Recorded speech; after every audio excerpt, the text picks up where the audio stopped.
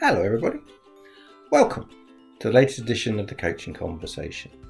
In this series, we're aiming to help business owners, business leaders and fellow coaches by sharing our experience and the experience of our guests who've coached people all around the world in all of different sectors and industries that you can imagine.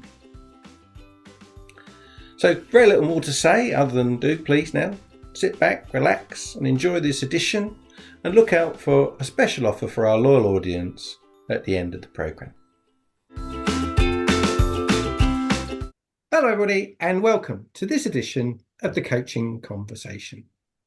And today I'm joined by Elke Edwards, founder of Ivy House, the talent and leadership development organisation.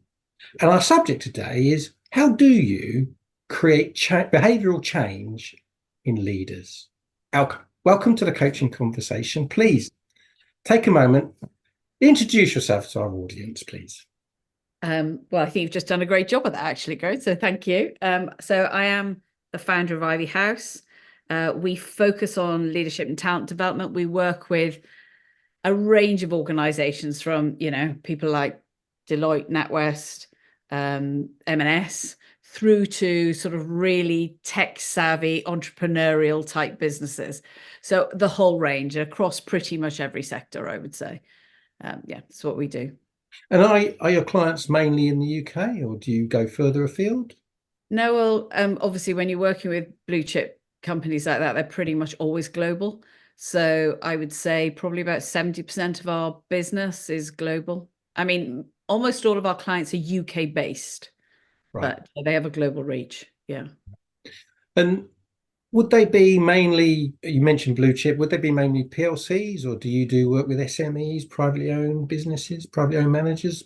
We do work with privately owned businesses, but they generally are of a certain size, I would say. Yeah. And roughly how big would that, what's the smallest and typically the largest that you would? Well, actually, I was with a client the other day who's put all of their people through a program run by us, and they had 200 people in the business. So I'd say they're probably amongst the smallest. Okay. So our subject for today is, how do you create behavioural change in leaders? So my first question is, why would anybody want behavioural change in their leaders? That's a good question. Leadership is only ever experienced through behaviour. In fact, any relationship is only ever experienced through behavior. Like, we've not known each other very long, but you have an impression of me already, right? And that impression comes from the behavior I've put into the space between us. So if you want to change, every organization, pretty much every organization we work with wants to create transformation, cultural change, better results, better performance. And they talk about organizational change all the time, but the reality is organizational change is only ever delivered by behavioral change. So unless people show up tomorrow and do something different to what they did yesterday, organizational change is never going to happen. So, I think it's the business of coaching, right? It's change. Ultimately, if we want to create any kind of difference in our organizations or our teams or our people, it's going to require us doing something different. And what I find fascinating about the leadership development business or the coaching business is how few people actually understand that the job is to facilitate change. And when you're engaging with a new client or a client with new challenges, how do those challenges manifest? How do they identify those challenges? So pretty much every client will come to us with a shopping list, and they'll go, we would like our leaders. I've just had a conversation with one now, actually. I'd like our leaders to be future fit. So what does future fit mean? We'd like our leaders to think more strategically. We'd like them to be more collaborative. We'd like them to understand global commercial challenges. We'd like them to coach better, to have better conversations. So they come to us with a shopping list. Ultimately, what they want is better leadership so they can get better performance. What's interesting is how, I don't know, I'm trying to think of the right word, a more polite word, that how undeveloped their understanding of how they're going to get what they want. That that's interesting to me. So, people will often come and, like traditional leadership development programs, they're built a bit like you're going to build a house, right? You get your shopping list and you go, well, we want the strategic thinking brick, and we want the creative thinking brick, and we want the coaching brick, and we want the conversations brick and the conversations brick. And we build it all out and we go, oh my God, that's a lovely program. It's a beautiful house, We invite everyone in, and everyone has a nice time. And they do lots of happy clappy sheets, and they're all happy, and they really enjoy staying in a hotel for a few days and having a drink with their mates in the evening. But actually, a year down the line, when you go to the organization and go, so have things changed? The answer is usually not, or a bit, but nowhere near what they hoped it would change. And the reality is that they're building these programs, or they're building the program of change without the foundations, and the foundations are behavioral change. So they never come shopping to us for behavior, or some more evolved clients do actually now more latterly come to us and go, we need behavioral change. Usually they come to us with all of those things that they want differently, and we go, yeah, the answer is the route is through behavioral change. And I've then got two questions for you from that. But the first is, how mature is the shopping list? How well considered is the shopping list first? That's my first question, typically. That's a good question. So the shopping list, and this is interesting as well. I've just been talking to a client who'd just been charged nearly £100,000 to define their leadership competencies. And I was like, you could go out now and say, what competencies do a leader need? And I reckon the average person is going to get 80% of those competencies. You could Google it. You could Google it. It's not rocket science, is it? And I think all leaders need about 75% of those. And then you're going to get into some more specifics. But the thing is most leaders don't have that 75%. So how considered is a shopping list? I think they spent a lot of time considering it, which they didn't need to, is the truth, because it is relatively straightforward. Like leaders that run really good meetings, leaders that are able to nurture people and develop people, leaders that are able to provide vision, to create followership, it's not rocket science from that perspective. The tricky bit is getting people to do it. Right.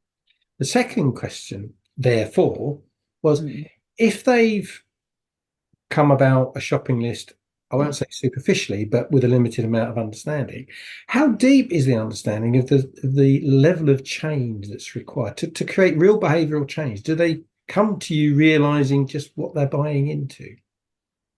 No, usually not. In fact, we ran an event last week on women in leadership, with a whole collection of really senior people in L&D. And one of our clients actually said, the big elephant in the room is it's a bit like politicians. Nobody wants to admit it's going to take 10 years to sort out the NHS. Nobody wants to admit that these cultural systems are so embedded that you can't just send people on a program and expect miraculous things to happen. It's a whole collection of activities around the learning and development that's going to create the change. So I think there's almost this courage required to admit the size of the problem first. Right. So one of the questions we were asking these very experienced people was, what are the elephants in the room? And, they started to name the elephants in the room around creating change in leadership. And I don't think many organizations have the courage to do that, because you're usually calling out the behavioral set of the most senior leaders in the organization because they're setting the tone. That really comes back to something I wanted to get onto at some point. Organizations have a culture, and they often over time reflect the leadership, the ultimate leadership, don't they? Whether it's a single person or a small cadre of people. The extent to which that card or that individual leader buys into it, how does that impact your ability to create the change that they say they want? You mean the delegate on the program, the extent to which they buy into the culture? No, the culture created by the leadership group, the real leadership group, whether it's a single CEO or the board of directors, whatever the job titles are, but the people who are actually really making the ultimate decisions and creating the real culture, the bedrock culture of the organization. How important is their buy-in to the change that they've asked you to make? That's another great question. So first thing is their perception of the culture is usually very wrong. So they've created a set of cultural values or belief systems, and they have a narrative of what the culture is. And then you go into the organization and the culture is absolutely not that. Yeah, we're very interesting. I probably shouldn't say it, but there's a client, a company we're working with at the moment that have a cultural set of values, and I'm not joking, the culture couldn't be more opposed to what they're espousing. I think more and more senior leaders are recognizing that it's them that is driving things. And the question I always ask them, because they'll come online and they'll go, well, we need them to do this. They're not very good at this. We need this. We need X. And my question always is, what is it about the way you're leading that is making that the reality? And at that point, they'll go, that's a really good question. I think we probably do a bit of this and we don't mean to do that, but we do this and we do that. And then the question is, so are you prepared to create some change in how you show up to the organization? Because yes, whilst and to be honest, some of the programs we get involved in, they're putting thousands of people through a program. So of course you can create change. You're creating, change makers from within the organization. But if you genuinely want to create change, working on those two audiences at the same time makes a really big difference. And then, obviously integrating the two changes, it's going to happen conversation by conversation, isn't it? It is, yeah. And ultimately, real long-lasting, deep-rooted cultural change starts at the top. Yeah. That's really where it's rooted. When you look at all the different organizations you work with, and obviously you'll have views and experiences from a wide portfolio, what are the traits of a successful culture in terms of change and ability to change? What are the things you see that makes stuff more likely to be successful? So I think there's an acknowledgement that change is constant. Like we all talk about, oh my God, this is ridiculous. We've just come out of COVID and now we're having to deal with hybrid working and we've got the well-being crisis around the corner and we've got, D&I, and we all have to be experts on that. And actually the reality is there have always been a host of things that leaders are having to contend with.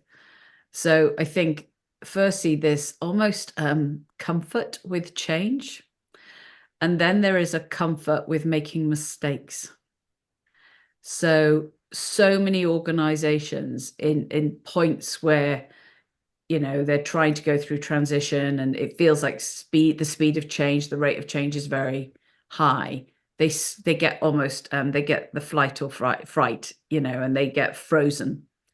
And then what you find is they put everything on hold. Well, let's not make a decision on that because we need for that to come through and we need for this to come through. So there has to be this comfort of working on the engine while you're driving in the outside lane, actually, and recognizing that we have to make the decision that feels right now based on the data we have today. And we can't wait 6 months down the line in case another bit of data comes in because everything will have changed. So I think this comfort with making mistakes is really key. Mm-hmm. And that requires a degree of courage and self-confidence, doesn't it? As well as confidence and all those other words. Yeah. Yeah. And again, we've got to get away from these blame cultures where, people don't feel safe to make mistakes or challenge. I mean, I'm absolutely fascinated by I've got 5 daughters and very well evolved human beings, I would say, but the level of thought and challenge I get from them is almost second to none. It's so much better than I'm getting elsewhere. And I don't know if you've come across trying to think Arthur Brooks's work around fluid and crystalline intelligence. So younger people have, if you're below 30, have this fluid intelligence, which is far better with wicked problems, complex problems that we haven't really solved before. As you get older, most people leading organizations, they have this crystalline intelligence. So that's far more like a library. Oh, I've done that once before in 1973. I'll go and have a think about that. So actually, I think these organizations that are far more embracing of different ways of thinking, of far more fluid ways of thinking, become far more agile in change. The hierarchy in that sense doesn't work. We have to change our view of leadership and recognize we've got as much to learn from a 25-year-old as we have from a 55-year-old. The reality is leadership isn't authority, is it? It doesn't No, come. absolutely. It's certainly not hierarchy and power. No. If you look at the overall portfolio of clients that you work with, are there common wishes for change? Are there common subjects? I mean, you mentioned the shopping list, but I really meant trajectory of change that they're looking for. Does it coalesce around we want to be more like that? Or are they more unique? What we tend to find, I mean, I've been in this industry a very long time, and you tend to find that there are pet subjects over a period of time. So recently it's been inclusion. Now, that's absolutely right. Okay. But that all the focus has been on, we need our leaders to be inclusive. And I'm like, yes, you do. But you also need them to be a few other things as well. So I think that companies get a bit frightened and a bit swung. It's like a pendulum swinging. Right. There's a well-being crisis around the corner. Now, all of a sudden, we've got to be, offering well-being apps and duvet days and counseling and all the rest of it. But actually, what I believe to be true is that there is a set of skills at the heart of leadership. This is where I think traditional leadership development doesn't work, because traditional leadership development was all about a playbook. In this situation, this is what you do. In this situation, this is what you do. But actually, human leadership and leadership that is fit for now is about being truly resilient at your core and having the capacity to deal with change and complexity as an ongoing basis and not expecting to have all the answers. So it's almost like we're training people, their core strength is what I call it in the book, actually, that core strength to be able to deal with other things, as opposed to going, if this happens, you do this. If this happens, you do this. I forgot what the question is, actually, but I'm hoping that's somewhere close to the answer. It was, yeah. Well, the question was, are there constant themes? And you answered it. So, yeah. So when you engage with a client and they're giving you your shopping list and you've pressure tested the shopping list and you've added your thoughts to that, are there any specific techniques that you use to set them on their way to change, behavioural change? Yeah, absolutely. So the first one, I would say this is a key thing, but that we particularly do at Ivy House, is we don't believe in training anyone that doesn't want to be trained. So very often in an organization, they'll go, all our level 5s have to go through this. And you're like, well, what if they don't want to? What if they're not interested? So we believe in only training people that apply for a place on the program. That's the first thing. Yeah. And that's really important because that changes the mindset. So all of a sudden you're the group of people that want to learn, that are prepared to be open, prepared to be vulnerable. And then we believe in starting with the personal. So, it's got to matter. It's got to matter to you as an individual. Starting with the personal, then taking people on a journey from the personal to understand where they align with the organizational goals. And that's always fascinated me about how they get values training wrong in most programs, because they take the values of the organization, they get everyone in a room and they like shove the values in, like, you've now got to believe in, driving for change or whatever it might be. Shove, shove, shove. Whereas actually, if we start with the personal and I understand what your values are and how your values might align to the organization's values. So personal, then alignment to the organization and a deep understanding of where the organization is going and where the opportunities are for your type of leadership. And only then do you move into the more specific skill, people, team-based, change-based skills. You have to get those 2 building blocks in place first. And underlying that, like a stick of rock, running through all of that, is this whole idea of how to create behavioral change that has to run through the whole lot. Right. So working with a client, and it doesn't really matter the size of the client from or the cohort, what's the length of time one of your programs might run for? And it depends on the client need, but I'd say an average program is probably 6 to 8 months. But sometimes we have very short programs with a very specific need that might be 2 to 3 months. And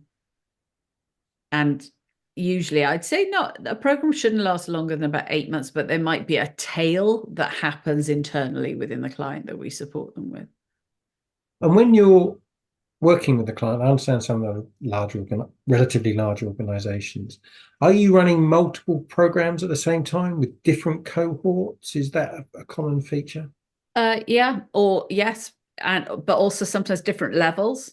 So you might be doing a 3-tier leadership or talent development program, and you're doing, running a program that is both aligned and different for different levels in an organization. But yeah, you can be working with different parts of the world at the same time. Does that of itself sometimes create challenges that you weren't or they weren't entirely expecting? I think there's lots of challenges around global development. So, I was talking to a client the other day who they have a global program. They don't want the regions, as they call them, they're a UK based. They don't want the regions to feel being as if they were being done to.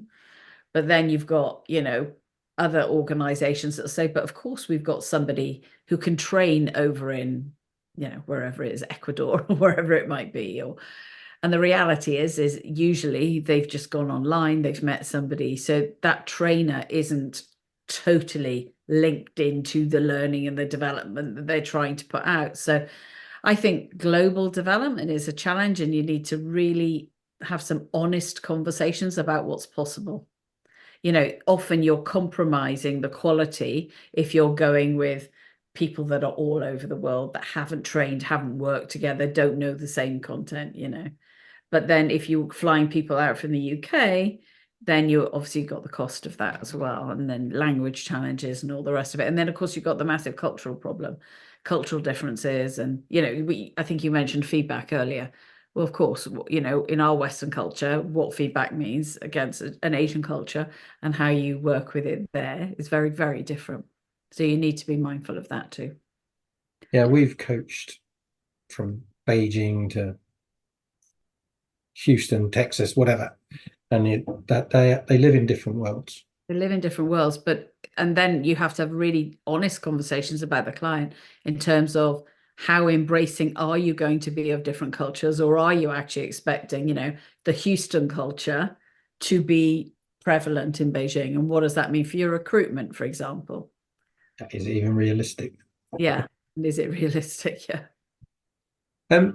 When you're working with clients, is your normal contact point L&D people, HR, or is it more the chief executive? Where do you normally Usually a dovetail in stuff? CEO, chief people officer, L&D director, CEO often involved in the decision, and certainly involved in if we're doing some work with the SLT. Yeah, but usually the CPO is the main contact.